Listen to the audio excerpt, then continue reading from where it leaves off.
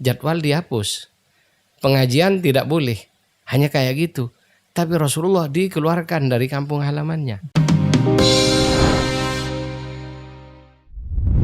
Assalamualaikum warahmatullahi wabarakatuh. Selamat pagi sahabat TKN News. Alhamdulillah, bersama saya pada pagi hari ini sudah dengan Bapak Kiai Haji Muhammad Yunus Abdul Hamid.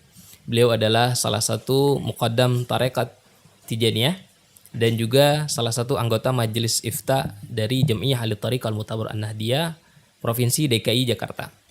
Saya sapa terlebih dahulu. Assalamualaikum Pak Kiai. Waalaikumsalam warahmatullahi wabarakatuh.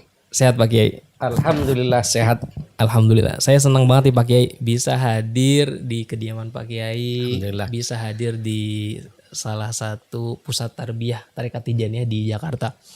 Saya langsung aja Pak Kiai. Boleh. Saya itu penggemar kiai-kiai tarekat lah. Salah satunya ya Pak Kiai ini. Ini apalagi Pak Kiai ini sudah mengeluarkan salah satu buku yang menurut saya sangat menarik sekali. Ini namanya Thariqah At-Tijaniyah dalam neraca Al-Quran dan As-Sunnah. Tanya jawab. Ini boleh cerita sedikit nggak Pak Kiai? Latar belakang kenapa Pak Kiai menulis buku ini Pak Kiai?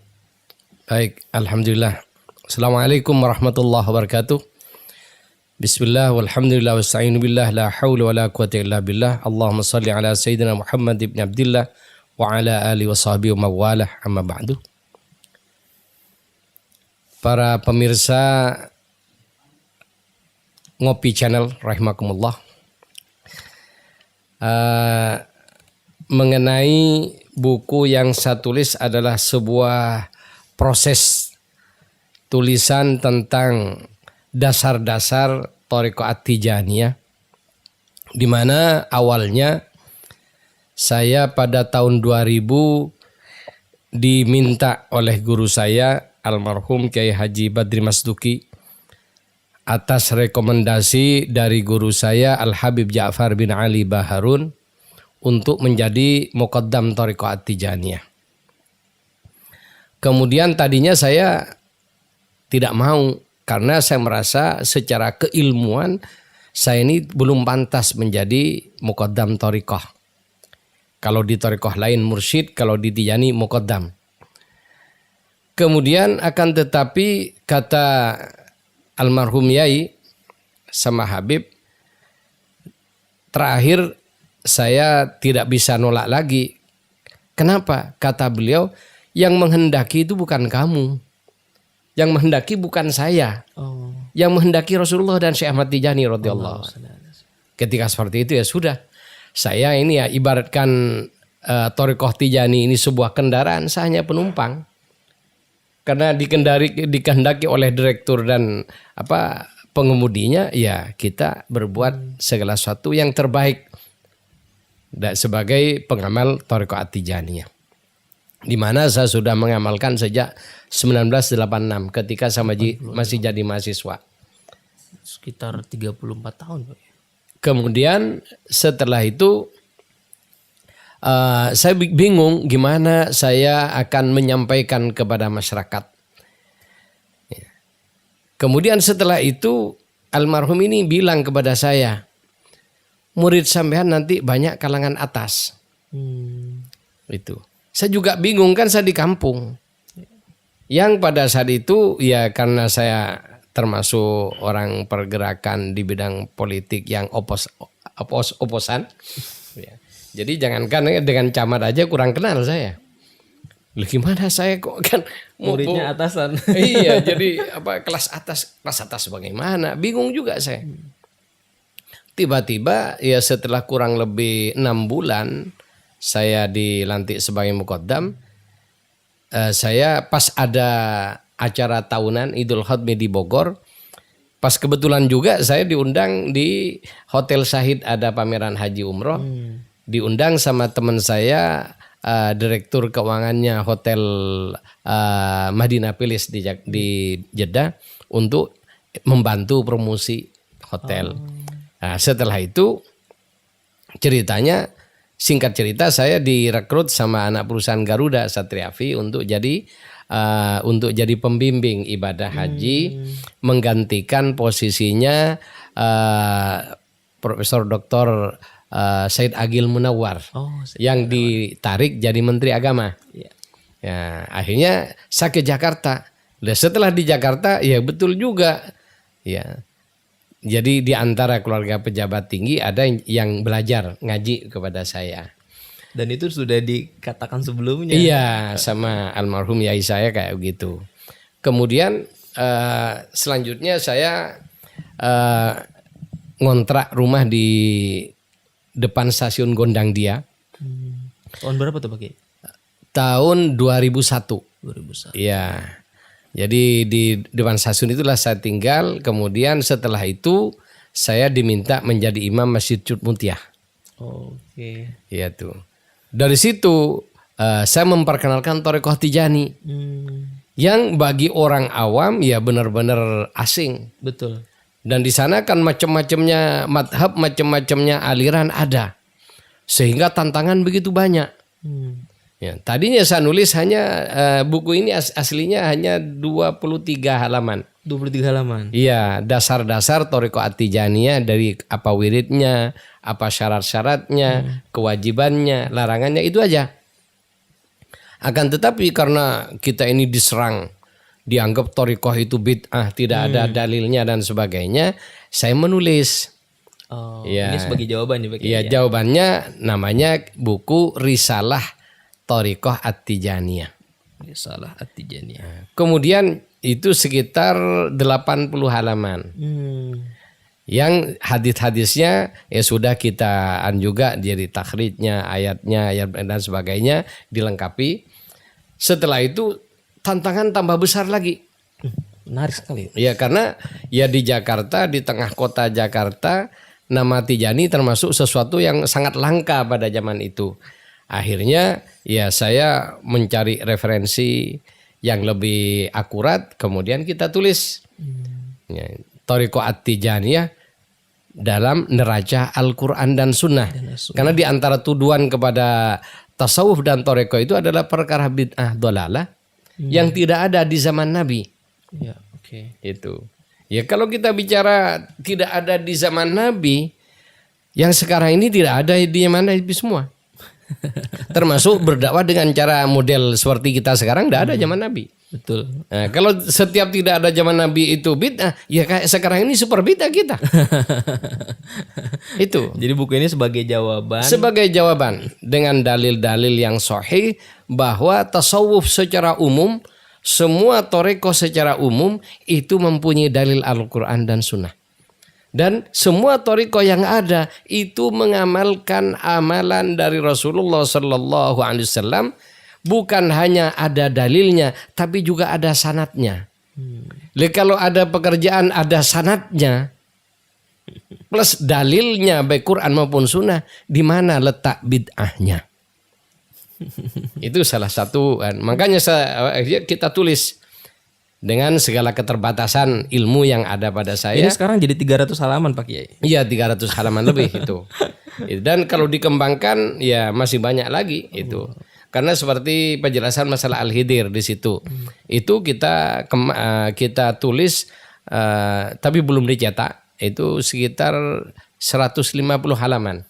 Dari satu pertanyaan. Iya, satu pertanyaan, apakah Hidir itu nabi atau wali? Waduh. Nah, jadi Oke. seperti itu. Nanti ya kita bicarakan kita secara ilmiah. Sehingga di sini ya kita tidak mau berbicara atas pendapat pribadi saya, tapi kita dengan sumber-sumber yang bisa dipertanggungjawabkan keabsahannya. Betul. Ini saya mau nanya tentang di sekitar Pak Kiai. Tadi saya lihat ada pesantren Pak Kiai. Ya. Ini sebetulnya ada program apa saja Pak Kiai yang sedang Pak Kiai bina di sini? Oh gini, ya ini masih merintis saya. Masih sedikit anak-anak ya, yaitu pesantren Al-Latif di bawah Yayasan Tarbiyah At-Tijaniyah Jakarta. Kemudian program utamanya yaitu memperkenalkan dinul Islam kepada anak-anak. Ya, dasar-dasar keislaman dan juga cara membaca kitab bahasa Arab dengan baik. Kemudian dilengkapi nanti bagi mereka yang siap dan mampu untuk itu, ya kita rencanakan juga ada program tahfidz Al-Quran. Oh, tahfidz Al-Quran. Kemudian yang di sini kita terima, ya kalau orangnya mampu, orang tuanya saya suruh bayar, tapi bukan untuk anaknya, untuk ikut membiayai untuk semuanya. Ya kalau membiayai untuk anaknya aja nanti ya kan pahalanya hanya untuk itu. Tapi kalau untuk semuanya, setiap anak yang makan ya orang tuanya yang nyumbang kebagian. Cakep. Jadi itu. Jadi bukan untuk bayar untuk anaknya. Saya bilang saya tidak terima bayaran untuk perorangan. Termasuk untuk anak sampean. Jadi ditanggung oleh yayasan, tapi kalau sampean punya rizki dari Allah, bersyukurlah dengan cara membantu yayasan. Seperti itu. Jadi yang tidak mampu kita bebaskan 100%.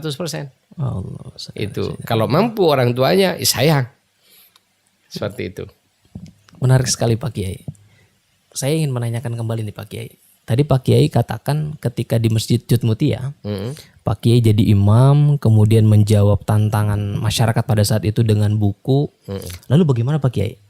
Setelah kehadiran buku, bagaimana tanggapan masyarakat terhadap tarekat? Ya memang ada perkembangan baik. Walaupun akhirnya saya harus keluar. Dan dikeluarkan gara-gara perbedaan ini. Oh, jadi sempat. Iya, dipecat lah gampangnya. Oh. Karena ketika kita masuk itu ada SK-nya. Oke. Itu. Tapi begitu puncak dari perselisihan masalah ini, saya mimbar kegiatan saya tiap malam Selasa itu pertama tidak ada mimbarnya lagi. Yang kedua soundnya diumpetin sampai di antara juga kegiatan zikir hari Jumat di masjid itu tadinya di bawah naik di lantai atas kemudian pindah ke balkon. Akhirnya ya karena dianggap bandel mungkin karena mereka ada berani bilang. Akhirnya dibuatkan pagar yang dikunci, jadi tidak bisa naik ke lantai atas. Iya Allah. Itu. Dan itulah tantangan dakwah biasa. Ya kalau saya hanya diusir dari kayak begitu, tapi Rasulullah diusir dari kampung halamannya. Nabi Ibrahim harus dibakar hidup-hidup. Itu. Sehingga ya bagi kita kalau berdakwah kemudian ada tantangan, jangan heran. Jangan takut dan itulah ya berarti kita ini kalau sudah dapat tantangan seperti itu paling minimal sudah diberi mencicipi apa yang disajikan oleh Allah kepada kekasihnya Rasulullah Sallallahu Alaihi Wasallam. Allahumma shalli wa sallim. Itu. Bagaimana dulu perasaan Pak Kiai waktu terjadi seperti itu Pak? Oke. Ya sedih, tapi juga kalau kita ingat sejarah biasa aja. Itu. Jadi siapa yang tidak sedih kalau kita disingkirin? Jadwal dihapus. Ya sedihlah. Sebagai manusia. Tapi setelah kalau saya hanya jadwal dihapus. Pengajian tidak boleh. Hanya kayak gitu. Tapi Rasulullah dikeluarkan dari kampung halamannya. Itu. Sehingga kalau kita pas cengeng, apakah kita harus diem?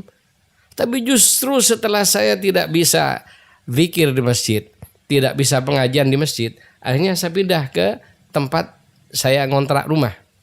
Yang luasnya hanya 7 kali 6 meter.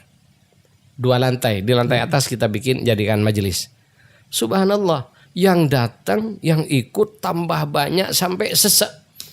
Sehingga kalau pengajian kayak pindang. Iya. Di ruangan seperti itu panas. Kalau saya turun itu baju kayak habis dicuci. Tapi subhanallah. Kegiatan kita itu dari asar. Salat asar berjamaah. Zikir lazim namanya, zikir sore, wadhifah berjamaah, hailalah sampai maghrib. Kemudian habis maghrib kita baca hizib.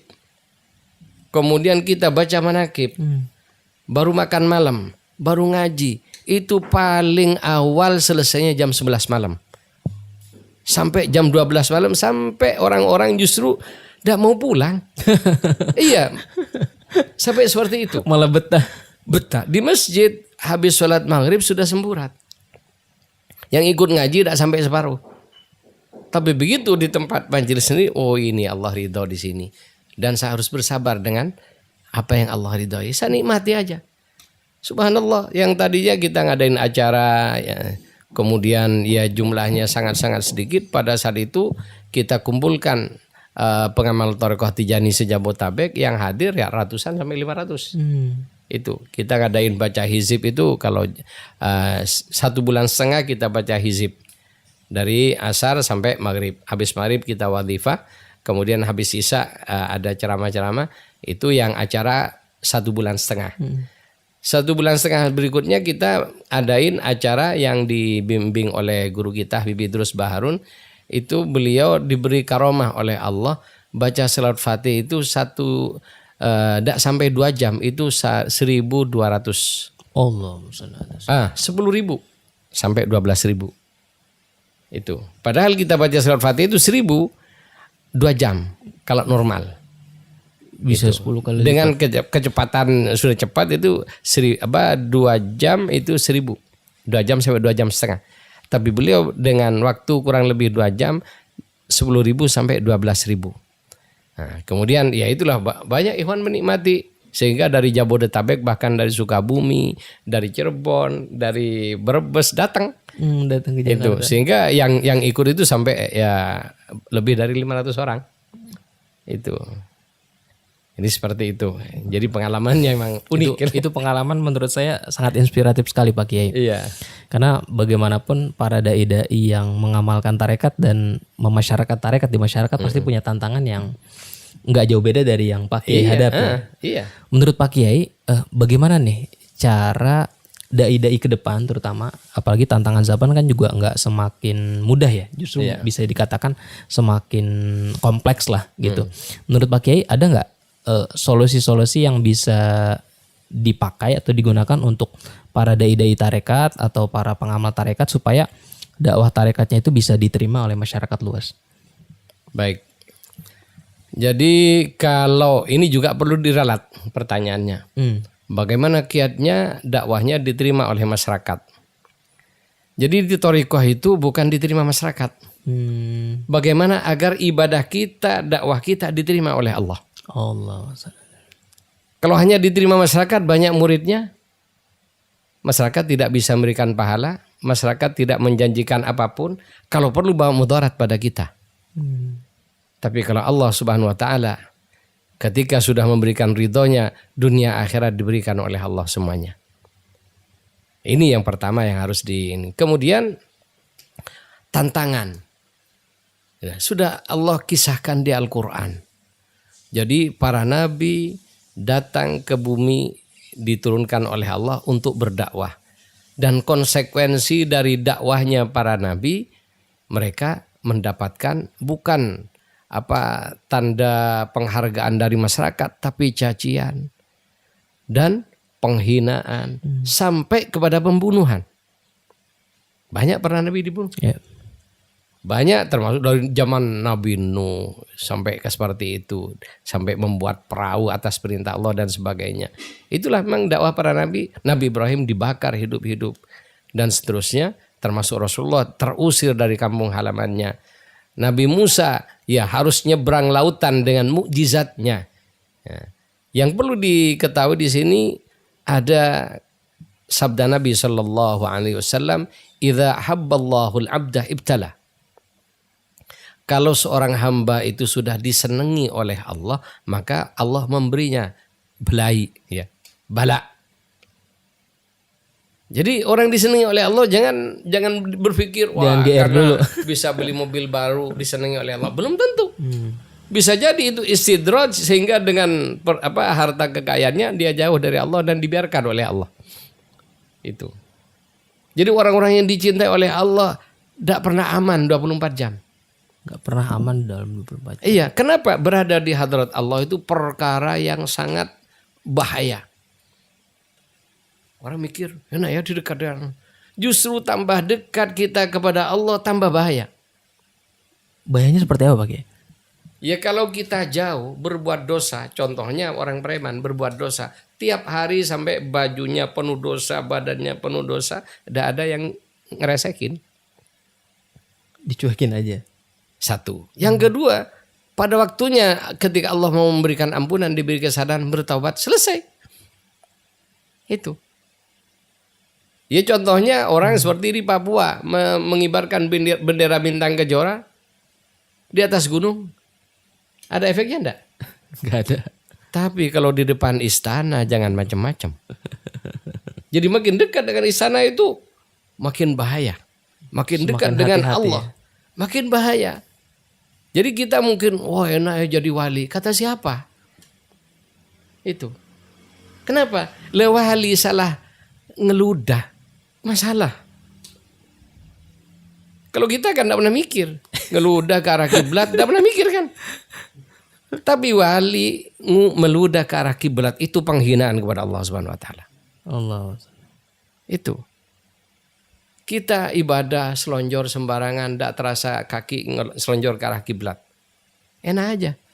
Wali tidak bisa berbuat apa. Ketika dia sudah duduk, sampai saya ngelihat ada seorang cuma karena masih hidup, ya, tidak saya sebutkan namanya. Ketika dia sudah duduk menghadap, tidak bergerak sedikit pun kayak patung. Itu. Ibadahnya waliullah kayak gitu. Kalau kita enak yang begini dan sebagainya, masih dengan ngopinya juga kan begitu. Jauh banget jadi wali. Lah iya. Makanya kalau seorang hamba sudah dicintai oleh Allah, maka Allah nguji. Ibtala. Dan ujiannya sesuai dengan martabatnya. Ya seperti anak SD ya ujian SD. SMP, SMA, perguruan tinggi. Ya, demikian juga ujian manusia, martabat apa yang akan diberikan oleh Allah, maka disitulah ujiannya. Itu tingkat ujiannya seperti itu. Tergantung martabat. Iya. Ini sangat menarik sekali Pak Kiai. Lah bener. Itu. Makanya banyak diantara kita berpikir kalau sudah dapat ini, dapat harta, merasa qabul ibadahnya. Belum tentu. Itu. Sampai makanya sahabat Nabi, ya Sayyidina Abdurrahman bin Auf itu tiap hari kerjanya nangis. Kenapa? Hartanya makin banyak. Kalau kita tambah banyak, nangis apa tidak? Makin senang. Makin senang. Lah itu bedanya. Kenapa? Ya bagi orang yang ma'rifah kepada Allah, ya bagi orang yang ma'rifah kepada Allah, harta kekayaan dunia itu bangkai. Kira-kira kalau kita ngelihat bangkai gimana? Mau enggak? Ya itulah para aulia melihat harta kekayaan ya seperti bangkai. Makanya Nabi rumah nubuah tidak boleh ada harta tertinggal di hari itu. Ketika sudah masuk waktu maghrib maka harus habis semua. Sehingga begitu salat asar, Nabi selesai salat asar, kalau ada rizki di dalam rumahnya diberikan kepada siapa saja yang mau. Itu untuk besoknya lagi nyarinya. Itu kalau kita enggak kan. Iya. Itu kalau masih ada maghrib, masih ada pada rezeki, masuk saku. Enggak masuk saku, masuk rekening. Itu makin banyak masuk ke rekening, langsung nepuk aja alhamdulillah. Ya, yang tidak tahu lagi sebelahnya tanya, Kang ngamalin apa? Umum apa tidak? Umum. Begitu dagangan laris, ngamalin apa Kang? Indonesia banget itu pakai. Lah iya. Pingin dapat istri cantik, kemudian ada Amalan temennya apa? dapat apa? Ngamalin apa Kang? Ini. Selalu yang ditanya amalan. Iya, kemudian kalau ada orang yang mau jadi pejabat datang ke kiai. Kalau tadinya memusuhi, kalau sudah mau nyalon datang. Tapi kalau sudah selesai pun juga paling banter memusuhin kiai. Itu rata-rata. Itu. Kemudian mereka dikasih amalan, di antaranya ayat kursi, kan gitu kan. Dibaca ayat kursi, begitu didapat jabatannya, ayatnya dibuang, kursinya doang ditempati. Bagi ini sebenarnya saya pengen ngobrol lebih lanjut nih Pak Kiai. Cuman karena kita dibatasi oleh waktu, nanti lain kesempatan Pak Kiai kita akan bicara lanjut tentang tema yang lebih spesifik, terutama tentang tarekat Tijaniyah Pak Kiai. Baik. Terima kasih sahabat TK News di acara ngopi ngobrol perihal ihsan bersama saya Cera. Insyaallah masa depan kamu akan cerah. Assalamualaikum warahmatullahi wabarakatuh.